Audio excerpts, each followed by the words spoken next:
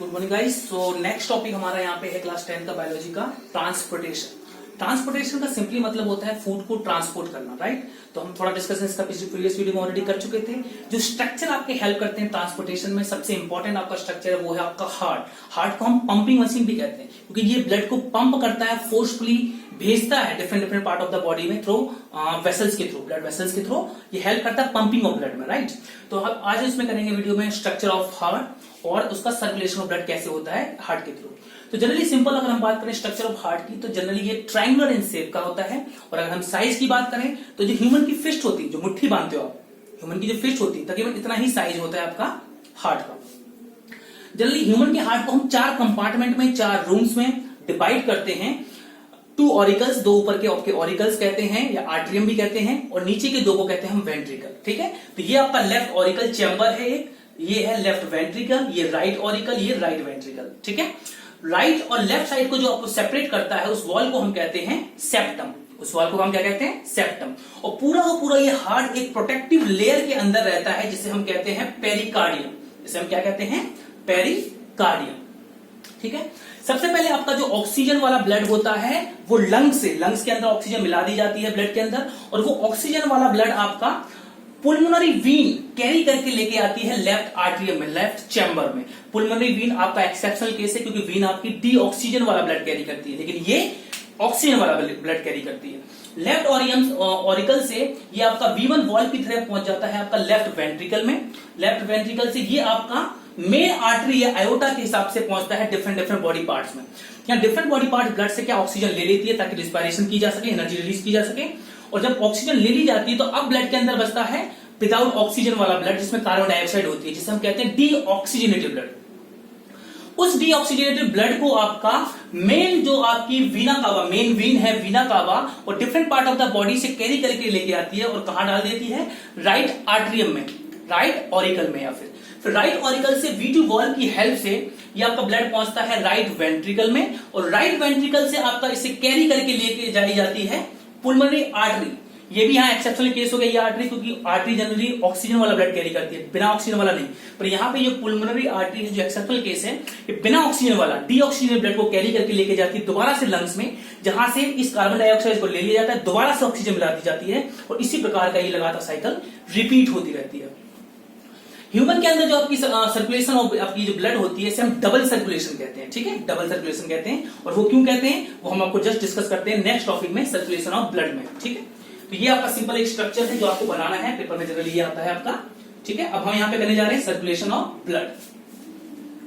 Circulation of blood को generally हम arrow diagram की हेल्प से एक्सप्लेन करेंगे, और इससे आप काफी आसानी से इसे समझ भी जाओगे, ज्यादा हार्ड भी नहीं है। एरो डायग्राम काफी आसान होते हैं सीखने के लिए, चीजों को समझने के लिए, मोस्टली जहां कॉम्प्लिकेशन चीजें आती हैं आपकी, ठीक है। तो सिंपली सर्कुलेशन ऑफ ब्लड को हम कुछ इस प्रकार से बनाते हैं। सबसे पहले हम ऊपर बना लेंगे यहाँ एक लंग्स, ये लंग्स है आपका, राइट। यहां पे आपका बना दिया हमने एक 4 चैम्बर टाइप का हार्ट। मान लीजिए ये हार्ट है जिसके 4 चैम्बर है, राइट। इस तरह से मैंने बना दिया। लेफ्ट ऑरिकल हो गया, लेफ्ट वेंट्रिकल हो गया, ये राइट ऑरिकल हो गया, ये राइट वेंट्रिकल हो गया, ठीक है।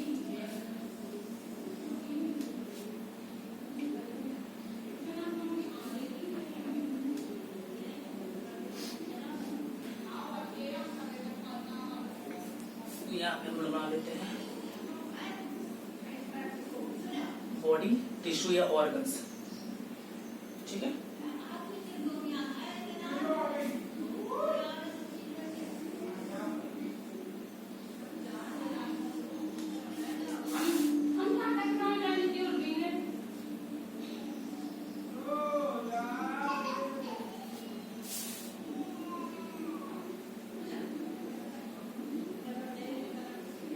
इन एरो की डायग्राम से आसानी से समझ लोगे। तो हम इसका नेमिंग कर दें पहले।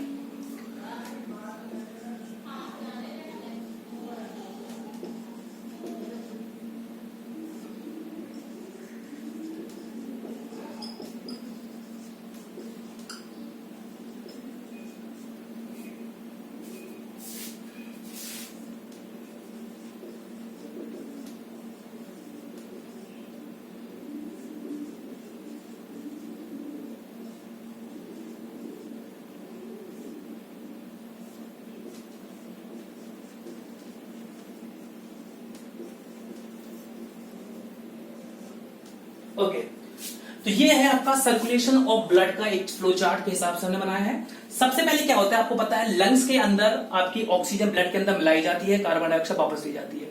तो ऑक्सीजन मिला के ऑक्सीजन वाला ब्लड, कौन सा वाला ब्लड यहां हो रहा है, ऑक्सीजन वाला blood, oxygenated,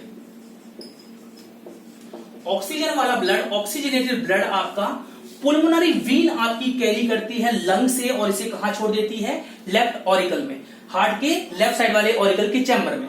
left auricle chamber से वॉल्व V1 आपका खुलता है और ये आपका कहां पहुंच जाता है, लेफ्ट वेंट्रिकल में।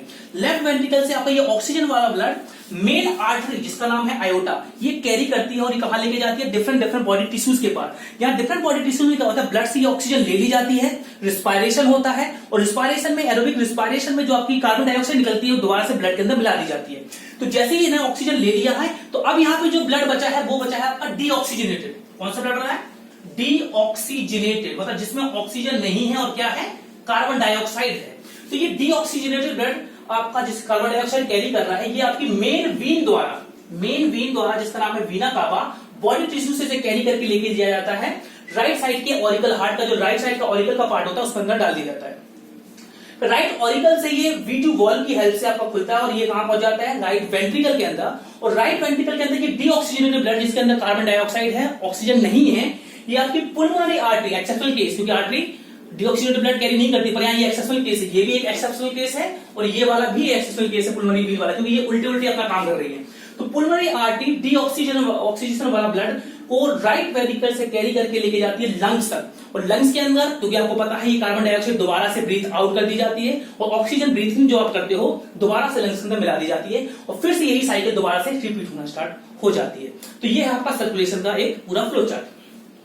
अब ह्यूमन के अंदर डबल सर्कुलेशन हमने इसलिए कहा था क्योंकि जनरली ब्लड आपका दो बार फ्लो होता है हार्ट के थ्रू, एक बार लंग से ये लेफ्ट हैंड साइड से फ्लो होता है और दोबारा से बॉडी टिश्यू से होते हुए राइट हैंड साइड से फ्लो होकर दोबारा से लंग से मिलता है। तो क्योंकि इसमें डबल सर्कुलेशन हो गई, डबल सर्कुलेशन का मतलब क्या हो गया, जिसमें हार्ट के थ्रू ब्लड दो बार पंप हो, और ये जनरली होता है 3 चैम्बर्ड हार्ट वालों में या 4 चैम्बर्ड हार्ट वालों में।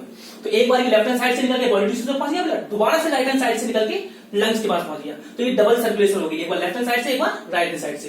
तो ह्यूमंस के अंदर, मैमल्स के अंदर, रेप्टाइल्स के अंदर, बर्ड्स के अंदर जो सर्कुलेशन होती है वो डबल सर्कुलेशन होती है, ठीक है, डबल सर्कुलेशन। पर यहां दो टर्म्स और आती हैं, एक आती है पुल्मोनरी सर्कुलेशन, पुल्मोनरी सर्कुलेशन टर्म है आपकी, और एक आती है सिस्टमैटिक सर्कुलेशन। एक यहां लिख देते हैं, एक आती है सिस्टमैटिक सर्कुलेशन, छोटा सा कंसेप्ट है। पुल्मोनरी सर्कुलेशन का मतलब होता है जिसमें लंग्स इन्वॉल्व हो, ठीक है, जिसमें लंग्स इन्वॉल्व हो। तो flow of blood from heart to lungs and back to the heart is called pulmonary circulation. मतलब पूरा प्रोसेस जिसमें हार्ट से ब्लड लंग्स के पास जाए, लंग्स से दोबारा हार्ट के पास आए आपका ब्लड, इसको हम कहते हैं पुल्मोनरी सर्कुलेशन। मतलब ये ऊपर वाली साइकिल समझ लीजिए आप, जिसमें लंग्स आपका इन्वॉल्व है, ये ऊपर वाली साइकिल, ठीक है। इसमें क्या हो रहा है, हार्ट से लंग्स में जा रहा है, लंग्स से दोबारा से हार्ट में आ रहा है, तो इसको हम कहते हैं पुल्मोनरी सर्कुलेशन, ठीक है। और नीचे वाले पार्ट में जहां ब्लड हार्ट से बॉडी टिश्यू में जाए, बॉडी टिश्यू से दोबारा हार्ट में जाए, तो इसको हम कहते हैं सिस्टमैटिक सर्कुलेशन, इसको हम कहते हैं सिस्टमैटिक सर्कुलेशन। तो ये नीचे वाला पार्ट जहां हार्ट से बॉडी टिश्यू में जा रहा है, दोबारा से हार्ट में आपका आ रहा है, इसको हम कहते हैं सिस्टमैटिक सर्कुलेशन। तो पुल्मोनरी सर्कुलेशन और सिस्टमैटिक सर्कुलेशन से ही मिलकर बनता है आपका डबल सर्कुलेशन, ब्लड का दो बार फ्लो होना हार्ट के थ्रू, ठीक है। अगर हम आप चैम्बर की बात करें तो जनरली फिशेस में हार्ट दो चैम्बर का होता है, एक ऑरिकल होता है, एक वेंट्रिकल होता है। फिशेस में हार्ट जनरली सिर्फ दो चैम्बर होते हैं, हम थोड़ा डिस्कस कर लेते हैं इसे शॉर्ट में। फिशेस के अंदर आपका हार्ट 2 चैम्बर होता है, 2 चैम्बर मतलब 2 कंपार्टमेंट होते हैं, 1 ऑरिकल होता है और एक वेंट्रिकल होता है। एम्फीबियंस की हम अगर बात करें, मतलब फ्रॉग आ गए, इसमें आपके 3 चैम्बर होता है, 3 चैम्बर होता है। 3 चैम्बर का मतलब क्या हो गया आपका, 2 ऑरिकल और 1 वेंट्रिकल, मतलब कुछ इस प्रकार से, ऑरिकल 2 होंगे पर वेंट्रिकल क्या होगा, 1 होगा, इस प्रकार से आपका ये ट्रांसपोर्ट होगा, 2 पर 2 ऑरिकल 1 वेंट्रिकल। जैसे ह्यूमन में 4 हैं, यहां 3, 2 ऑरिकल और 1 वेंट्रिकल 3 चैम्बर वाले में, एम्फीबियंस में। नेक्स्ट बात करें अगर हम रेप्टाइल्स की, तो रेप्टाइल्स में भी 3 चैम्बर होता है, 3 चैम्बर होता है, या इसे हम कभी कभी इनकम्प्लीट 4 चैम्बर भी कहते हैं, इनकम्प्लीट 4 चैम्बर भी कहते हैं। ठीक है, तो रेप्टाइल में भी आपके जितने भी रेप्टाइल्स होते हैं उनमें भी 3 चैम्बर होता है या इनकम्प्लीट 4 चैम्बर होता है। सिर्फ एक रेप्टाइल को छोड़ के, जिसका नाम है क्रोकोडाइल। क्रोकोडाइल में हमेशा 4 चैम्बर हार्ट होता है। क्रोकोडाइल में कितना होता है? 4 चैम्बर होता है, याद रखना।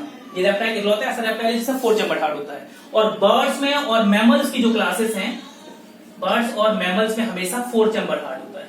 कितना होता है? 4 चैम्बर, मतलब 2 ऑरिकल एंड 2 वेंट्रिकल। ठीक है, तो ये आपका यहाँ पे टॉपिक जनरली खत्म हुआ। ट्रांसपोर्टेशन सिंपल ह्यूमन बींग्स में कैसे होता है, ये आपका यहाँ टॉपिक खत्म हो गया। Thank you.